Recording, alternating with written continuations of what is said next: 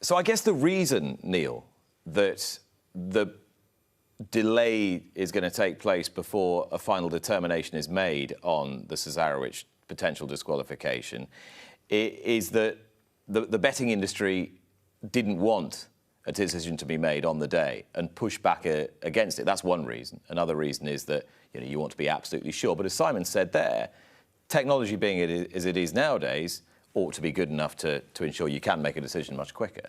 Well, I mean... So what do punters want? Well, first of all, in terms of the technology thing, this is not a rule that changed 10 years ago and technology's advanced enormously in the interim. This has only come in quite recently, and I don't think technology's changed very much. So I think at the end of the day, it's not like these things were not thought about before and discussed. And, there was a long process that the BHA went through before they came up with this way of doing things, and plenty of people had input, and everyone seemed to agree that this was the right way. It's obviously in these examples, which are not going to come up very often, that people suddenly go, oh, hang on a minute, I hadn't really thought about that. From a betting point of view, I mean, I don't know. I think personally, if I bet a horse, I mean, I was just speaking personally, if I bet a horse and it fails to weigh in, for example, you just take it on the chin, don't you? The betting industry doesn't like disqualifications. Yeah, it's just one. I think we'll push back against any regulation that brings in disqualification. Yeah, because bring the disqualification. They say only if you don't do it on the day. Yeah, and many years ago we used to get a lot more disqualifications. The last kind of 10 years we've had way less. We've had double result as a thing. People get paid out twice. Generally, the betting industry wants to pay out, get on with it, get on with the next race. The money's in your pocket. You can go ahead. Even with the technology, if you could do all the stuff they're going to do on Tuesday really quickly, they're still not going to sort out who's won the Cesarewitch for 25 minutes. And by the time you've done that, you've kind of wrecked a large part of your Saturday afternoon's betting. To be honest, I think it's a can of worms to change it. OK, so you'd leave it as it is? Yeah. Emma, what do you think? Final word. Oh. I think the idea of having super technology everywhere when we're talking about a racing industry that apparently doesn't have enough money means who's paying for that? I'd ask that. Yeah. Who pays for that? Well, I think we'll talk in just a moment about whether the racing industry has enough money or not, but we'll discuss first the retirement of City of Troy that is going to take place after he's run in the Breeders' Cup Classic. And City of Troy is going to retire to Fethard, to the main Coolmore base in Tipperary, rather than going to the USA. MV Magna said it was quite a tricky choice between the two. Now, yesterday, Lydia Hislop spoke to Aidan O'Brien and particularly focused on this question of whether City of Troy was indeed the best horse he'd ever trained, as per his quotes on the announcement of the retirement. You say he's definitely the best horse you've ever trained, and he's a horse that we still haven't properly got fully under the bonnet of. We don't know how much is left there. I think this is what fascinating fans and racing students. Time Form, for example, have 19 horses trained by you, currently rated higher than City of Troy. He's got a P next to his 130. So what is it that you see that definitively says to you, this horse is better than all of those champions? Yeah, I suppose that too, it was plain to be seen. He was our best horse. Like everything he did, his 3 runs, everybody saw them. And then obviously he went to the Guineas and it went wrong on us. So then we had to rejig and come back. He went to the Derby, never on a tourney track, never dropped in before, never went that far, never handled undulations. And he won like a horse getting ready for a schooling race. He changed over going to the line and just took off again. Obviously then he went from there to Sandown. Soft ground, the pace was too slow, and he still coped and won. And then he went from there to York, getting ready to be let go. And so we had to back off, slow down, get him to do things right for these races. So he went forward a little bit in York, and we were delighted with him. And I think you're only going to see the real City of Troy when we let him go like he was as a 2-year-old. But he's hopefully only ready for that his next start. So listen, he's something we've never had. He's clear-winded, he's a great mover, he's an unbelievable mind, he's hardy, he's a beautiful made horse. That's why he's so well made, he doesn't look as big as he is. So he has all the special things that we haven't seen ever before. So listen, for us, he's been so exciting all the way. Listen, the story is unfolding. And was that you just suggesting that you're going to let him go in the Breeders' Club Classic? Oh, he'll be let go. There's no doubt about that. But you know the Breeders' Club Classic, wherever he's going to end up sitting in the race, I don't know. But like he'll be in the Breeders' Club Classic. You know the pace they go. They will go, and it'll depend on how it'll work out for Ryan, whether he'll be making a run or whether he'll be second, third, fourth, fifth. But he'll be letting them rock. So it'll be interesting to see. They're going to let City of Troy rock in the Breeders' Cup Classic. It was a great question from Lydia there. Look, there are 19-time form horses rated higher than City of Troy. Why do you think he's the best? But it was also a great answer from Aidan O'Brien. It was. It was brilliant. I mean, do you not think that we all live in the moment sometimes as well? I mean, if I relate it to my job, it was the greatest gig ever. But if you actually start doing a league table, maybe it wasn't. But you were there then. Right now, City of Troy is amazing. And we're never going to know, are we? Because if there's so much left in the tank and he's got one more race, then how do we know what he would have done next year? Yeah, what he needs to do now in order to climb up the league table officially, according to those who create the rankings, is do something outlandish on his first try on dirt, Neil. Yeah, I find it. I was just finding the whole interview hysterical. Really, it's like he's saying, "Yeah, we're going to let the handbrake off."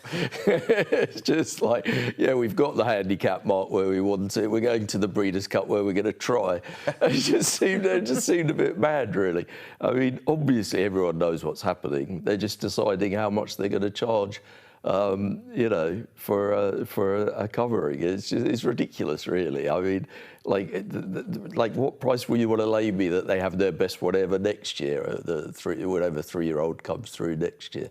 It's every year, isn't it? It's ridiculous. I accept that there's a degree of cynicism with all racing operators. Yeah, why not? When it comes to promoting stallion prospects, but you'd have to be hard pushed not to think that Aidan O'Brien doesn't genuinely believe that, given how many times he's. Think that? I don't know. I think he believes what he's saying about City of Troy. Well, one of them's got to be the best ever. But whether he's right or not, we can debate till the cows come. But I have heard him say it a few times before, so presumably his judgment on which one is the best one ever can't be that great. I think if they're going to win the Breeders' Cup Classic, though, he's got the right idea. You've got to let him fly. Yeah. And you've got to let him try and get into his relentless rhythm. I really hope he wins. I really do. I think it would be brilliant. Absolutely brilliant. I'll be there. Best one ever.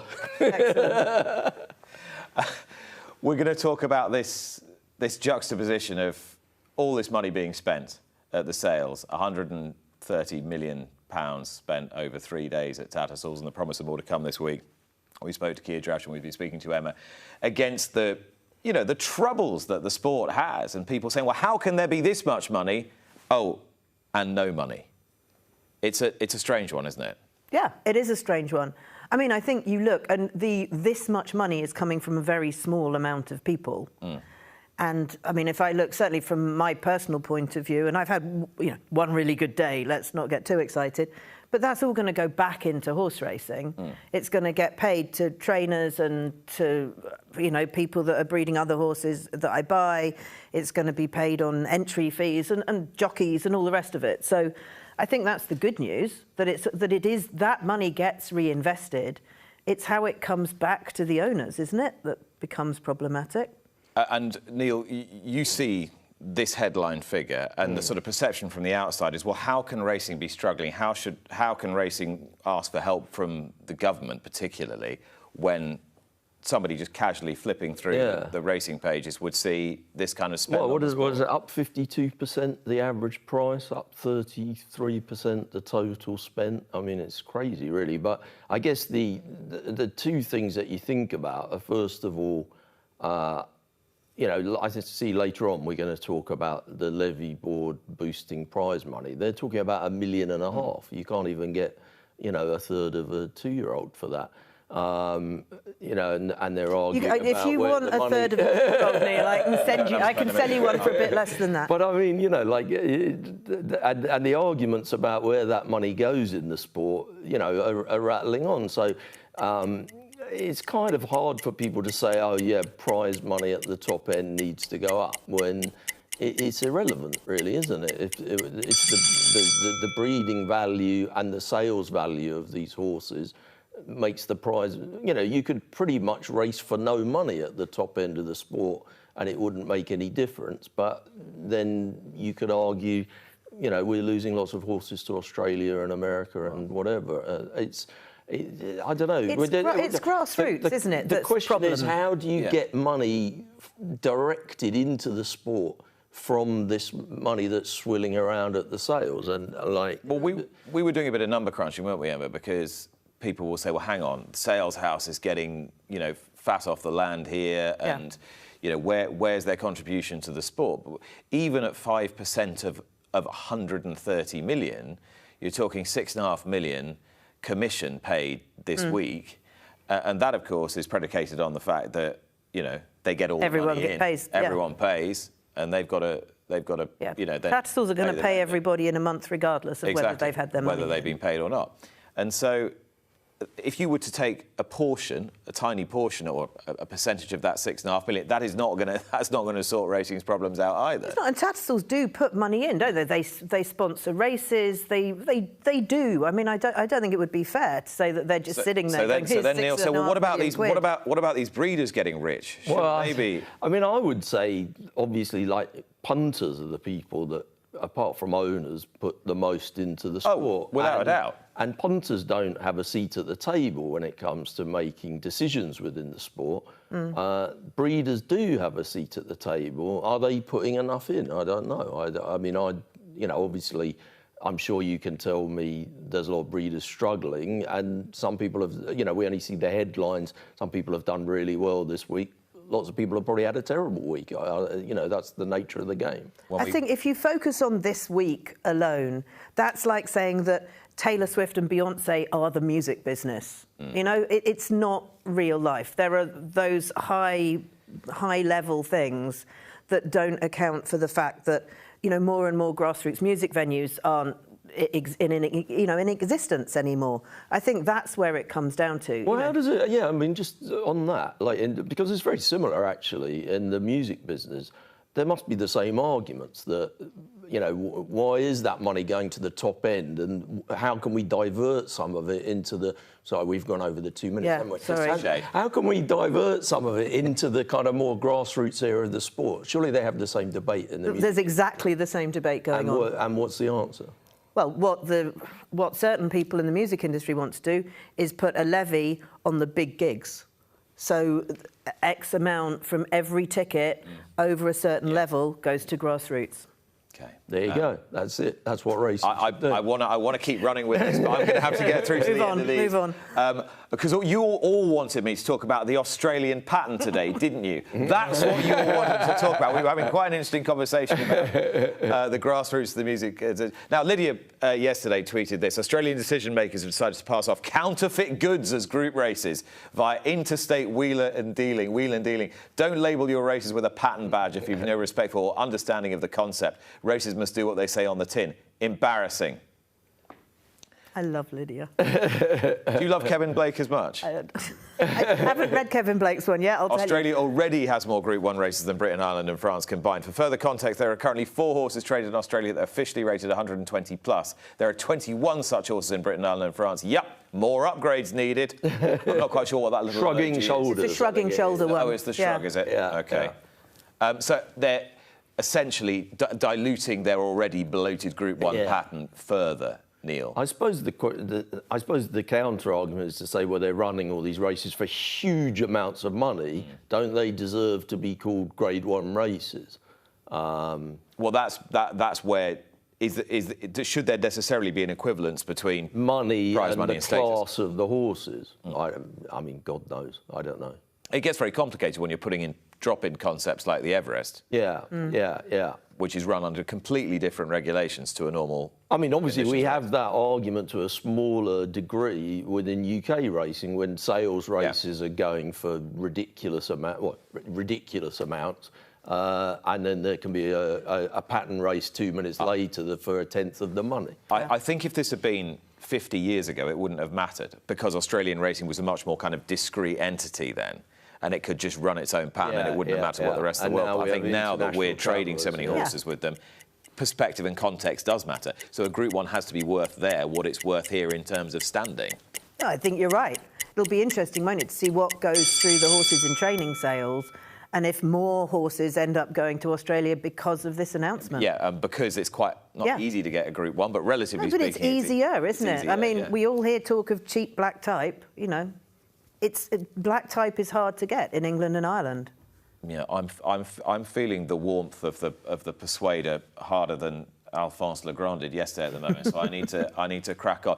2 minutes on Treasury raiding the betting industry to the tune of 22 billion. Is it Rachel Reeves suggesting this week? Yeah, no. Rachel Reeves claims she has a 22 billion black hole in the economy, which she's going to plug with. You know, I mean, obviously there's all kinds. Which she's going to plug with. I mean, people that learn about economics might think that's a load of rubbish, but anyway, whatever. She thinks she's going to get 3 billion out of tax in the gambling industry. Now, obviously, you know, politics is about choices, and there's all kinds of ways you can get 3 billion or not spend 3 billion in other ways. But putting that aside, the idea is that has come from the IPPR, which is a left-wing think tank, and to an extent from the Social Market Foundation, which is a more kind of centrist think tank. And they've been saying that certain kinds of gambling are worse than others, and they should be taxed higher. So we're talking about slots, basically, and casino games.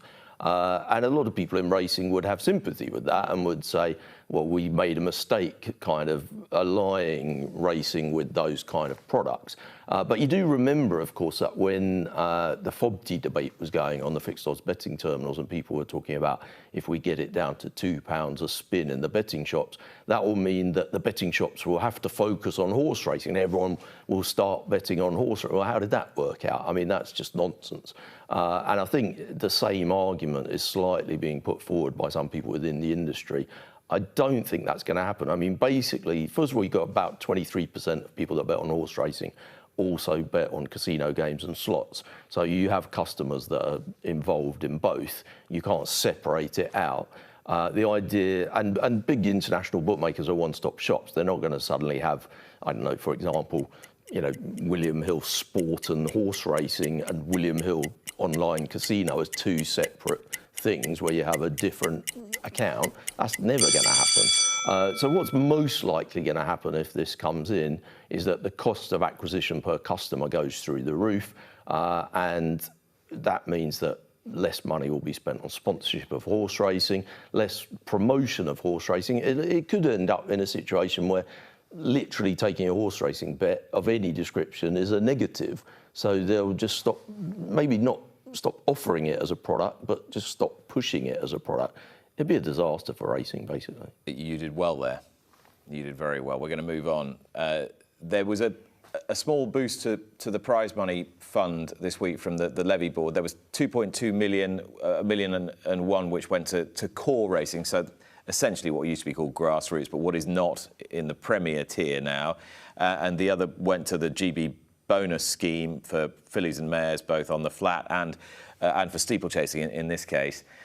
It prompted a bit of a debate, which I discussed earlier in the week on my podcast, about whether if there are any surplus funds, or if there is money to be redistributed, whether it should be ploughed into this premierisation project, or whether it should be put into the grassroots to try and balance up. What do you think, Emma?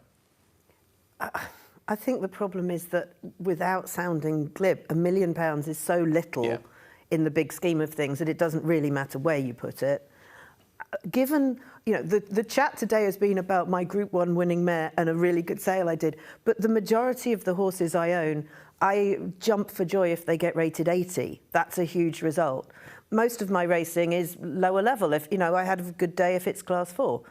And from that point of view... Does prize money matter to you? Yes, it does matter. I mean, I had a horse that ran 2 or 3 times in the racing league, won once and came third, and he made more money than anybody else, this year. So I love the racing league. I really do. And it doesn't matter that he was wearing yellow colours, not my colours. Didn't matter. So I think, you look, the horses in training sale, there's 1,600 horses catalogued, and that's just in 1 week. There's others. We have so many horses. What are we supposed to do if your horse is rated 70 or 60 or 50? Where do they go? What do we do with them? There's got to be a programme, because there aren't enough horses rated high. So the money should go to court? I think it should go to court. I'm more than happy with that, yeah. Let's just quickly finish this off by talking about Shark Hanlon. He says that if he doesn't win an appeal, and if he has to go ahead with the suspension that's been imposed upon him, he's talking about job losses in his stable. He's already sold a load of horses. He is asking the industry for mercy. Emma, should the industry show him that mercy? Yes, absolutely. I honestly don't understand why he's been given the suspension he's been given. I think there are 2 very different things with a horse that is dead. It's dead. It was being transported. Was it wrong? Of course, it was completely inappropriate what happened. And whether the tarpaulin flew off or if it didn't and it doesn't matter. But the horse had been clearly looked after incredibly well, and then whatever happened, happened. He's got worse than people that have abused horses in a way that is absolutely criminal. Those people should never be allowed to have a horse again, as far as I'm concerned. I think what's happened to Shark is really, really unfair and unnecessary. And if we're doing that because the outside world is looking in, everyone needs to get a little bit of a grip, People die, horses die, dogs die, animals die. That's part of life. And if we can't handle dead bodies, then we need to get over ourselves. The world's gone mad. Neil? I don't even really know what I think about that last bit, but I think specifically the argument that, well, you can't really ban me because I have to lay off some of my staff and you should think about them, is kind of an argument for never banning anybody. So I can't really buy that as an argument. If you accept that he's up for being banned, because he's done something that dictates that you should be banned, then of course one of the things about being banned is you're not a trainer anymore and you have to get rid of some of your staff. I mean, putting aside whether I have sympathy on the other things, it just seems like a bit of a nonsense argument, really. And those were this week's Talking Points.